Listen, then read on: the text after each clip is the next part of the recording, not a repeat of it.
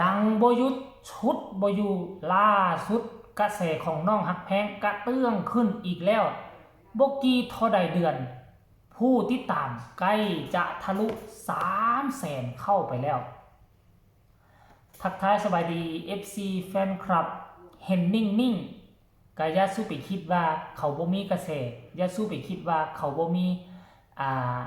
เขาบ่โด่งบ่ดังเห็นว่าเขาบ่มีเพลงเป็นของตนเองก็อย่าว่ากระแสเขาตกเรื่องราวเหล่านี้เนาะเรื่องวงการศิลปินนี่มันสามารถแซงกันได้ไผสิไปก่อนก็ไปโลดเนาะมาเบิ่งแล้วช่วงนี้น้องฮักแพงเนื้อหอมคนแห่กันเข้ามาติดตามน้องฮักแพงนี่นะผู้ที่ตามน้องฮักแพงภายในประมาณ 2-3 เดือนผู้ที่ตามทะลุขึ้นเป็นแสนกว่าแล้วบวกใส่กับตัวเก่าปัจจุบันนี่คือ 270,000 กว่าผู้ที่ตามเหลืออีกบ่กี่เดือนข้างหน้านี่เจบ่าวคิดว่ามันต้องทะลุ 300,000 ผู้ติดตามแน่นอน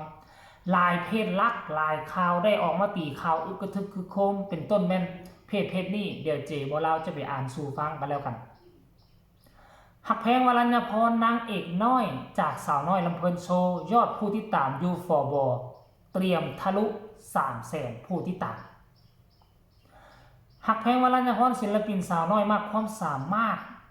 จากวงหมอลำดังสาวน้อยลำเพลินโชว์ที่นับวันนับความนิยมก็ยิ่งพุ่งทะยานบ่หยุดหย่อนล่าสุดกระแสความแห้งบนโซเชียลก็ตอกย้ำความฮอตด้วยยอดผู้ติดตามบนฟอร์บอส่วนตัวที่กำลังจะเสียด 300,000 ผู้ติดตามเข้าไปทุกคณะล่าสุด 270,000 ผู้ติดตามแล้วความสำเร็จของฮักแพงวรัญญพรบ่ได้หยุดอยู่แค่บนเวทีหมอลำเท่านั้นแต่ยังขยายขอบเขตไปสู่พื้นที่ออนไลน์ได้อย่างน่าประทับใจการที่ยอดผู้ติดตามเตรียมทะลุ 300,000 ในเร็ววันนี้เป็นเครื่องพิสูจน์ได้ว่าเธอคือศิลปินที่ครบเครื่องทั้งความสามารถและความน่ารักต้องมาติดตามกันต่อไปว่าสาวน้อยร้อยสุดคนนี้จะสร้างเซอร์ไพรส์และพาความสำเร็จไปได้ไกลแค่ไหนแฮชแท็กฮักแพงวรัญญพรสาวน้อยเพชรบ้านแพงสาวน้อยลำเพลินโชว์ท่านผู้ชม FC แฟนคลับอันนี้เจบ่าวลาวก็ติดตามมาช่วงขณะหนึ่งนั่นแหละติดตามมาช่วงขณะหนึ่งตั้งแต่น้องง่ายเข้ามาก็เห็นการเคลื่อนไหวเห็นหลายเรื่องราวประทังประเทมาใส่ชีวิตของนางว่ายังไงคือรอบล้นรอบตายมาแล้วหลายครั้งบอกว่าเรื่องน้องเกิดอุบัติเหตุตัดออกไปเลยตั้งแต่น้องเข้ามาอยู่ในวงการมารอดล้มรอดตายมาหลายครั้งมีหลายคนพยายามใส่ให้ป้ายสีมีหลายสิ่งหลายอย่างที่พยายามคนอื่นสร้างแต่พยายามยัดเยียดให้น้องฮักแพงเป็นคนฮับผิดเนาะเว้าแบบนี้บ่แม่นว่าคนอื่นบ่ฮู้คนอื่นฮู้กันทุ่มเทไปแล้วมันว่ามันเกิดอีหยังขึ้นอยู่ในการดำเนินชีวิตแวดวงการหมอลำของน้องฮักแพงน่ะแต่ว่าในที่สุดเนาะคนเฮาความอดทนของคนเฮามันก็นำพามาสู่ความสำเร็จหลายคนก็ตายย้อนบ่อดทนแต่น้องฮักแพงเอาชนะมันได้สู้ซนฟานฟ้ามันไปได้จนมาปัจจุบันนี้บ่ว่าจะอุกกาบาตจะชนโลกน้องฮักแพงก็บ่สะเทือนเพราะน้องฮักแพงมีภูมิคุ้มกันคือดวงใจตนเองหลายคนนี่ใจบ่เข้มแข็งอาศัยแต่พี่แต่น้องอาศัยแต่ FC แฟนคลับมาเป็นเกาะกำบังมันอยู่บ่ได้ดนอยู่บ่ได้นานหลายครั้งแต่หลายค่าเขาก็เบื่อกันนั่นไปแต่โตน้องฮักแพงสร้างเกาะคุ้มกันให้กับตนเองช่วงเริ่มต้นนี่ก็อาศัยพ่อฮักแม่ฮักอาศัย FC แฟนคลับเป็นเกาะป้องกันช่วยตอบโต้บุคคลที่บ่หวังดีบุคคลที่มาใส่ให้ป้ายสีแต่ช่วงขณะที่น้องฮักแพงอยู่ในเหมือนไข่แดงอยู่ในเกาะกำบังของ FC แฟนคลับน้องฝึกฝนรอหลอมจิตใจของตนเองจนเฮ็ดให้กลายเป็นเกาะหินเกาะปูนมาเป็นเกาะกำบังย่างดีให้น้องฮักแพงเลยล่ะช่วงที่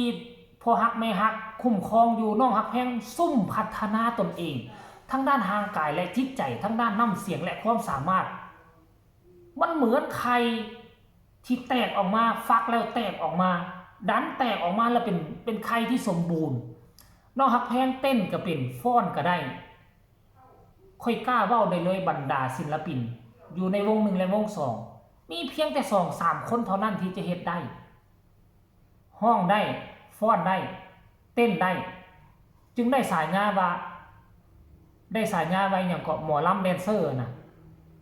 ไผสิเว้าหยังก็เว้าหมอลำแดนเซอร์นั่นหมายความว่าเจ้าเป็นทั้งหมอลำเจ้าเต้นก็เป็นเจ้าสิไปอายเขาอีหยังยกตัวอย่างว่าเนาะยกตัวอย่างว่าเขาไปเว้าให้เจ้าว่าว่าจังไหนเนาะยกตัวอย่างว่าเจ้าขับรถฟอร์ดได้เจ้าขับรถไถนาได้แล้วเจ้าก็ไปขับรถเก่งรถอย่างได้แล้วให้เขาว่านักขับรถเก่งรถไถนานั่นหมายความว่าความสามารถเจ้าก็เพิ่มขึ้นเป็นอีกอันนึงเลยตัวแต่กงกันข้ามครับมีอีกหลายศิลปินมีแต่ห้องได้แม้แต่มือสิแกงไปนี่ก็ยากเฮ็ดบ่เป็นก็ยังว่าเขาเก่งกว่าแพงอยู่ว่ะคนที่เก่งมันต้องเก่งด้วยความสามารถรอบด้านเต้นก็เป็นจนว่าหมอลำแดนเซอร์ห้องเพลงก็ได้จนได้เป็นตัวหนึ่งมีความสำคัญอยู่ในวง2ซ้ำบ่นำฟ้อนได้อีกตืมฟ้อนลวดลายพื้นเมืองได้อีกตืมนั่นความสามารถเฮาเห็นประจักษ์ตาแล้วมี3อย่างแต่น้องฮักแพงได้ชนะได้2อย่างมีบางคนห้องได้ซื่อ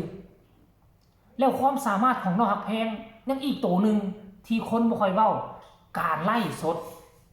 สามารถจัดตั้งกลุ่มไล่สดเป็นกลุ่มเป็นก้อนของตนเองได้เบิ่งตีล่ะพวกเจ้าบางคนนี่ห้องเพลงได้อยู่จะมาตั้งกล้องแล้วมาเว้าแวบๆคือจีบ่เล่าเว้านี่เว้าบ่เป็นไดเว้าบ่เป็นไดแต่น้องฮักแพงเว้าเป็นไล่สดแต่ละค่ำคืนเงินมาไล่ทะลุหมื่นสำหรับตัวน้องนะแน่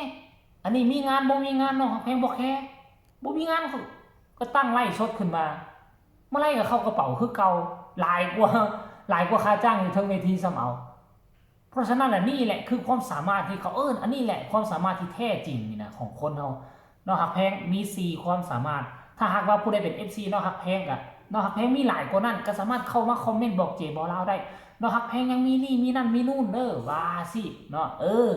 เอาคลิปนี้ก็ดำเนินรายการมาถึงวาระสุดท้ายจับตาเบิ่งจับตามองให้ดีบ่กี่เท่าใดทิศอาจจะทะลุ 300,000 ผู้ติดตามไปก็ได้น้องฮักแพงนี่สุดยอดหลายสมเสยเด้อเจบ่ลาว4 ปี 30,000 กว่าผู้ติดตามน้องฮักแพงหากระเปิดเพจตัวนี้มาบ่ฮอดปีนำด้านกันอีปีนิดๆปีปลายหน่อยนึงจะเข้า 300,000 ผู้ติดตามแล้วโอ้ยจังมันเก่งยอมรับนับถือคลิปนี้ลาท่านผู้ชมไปก่อนสบายดี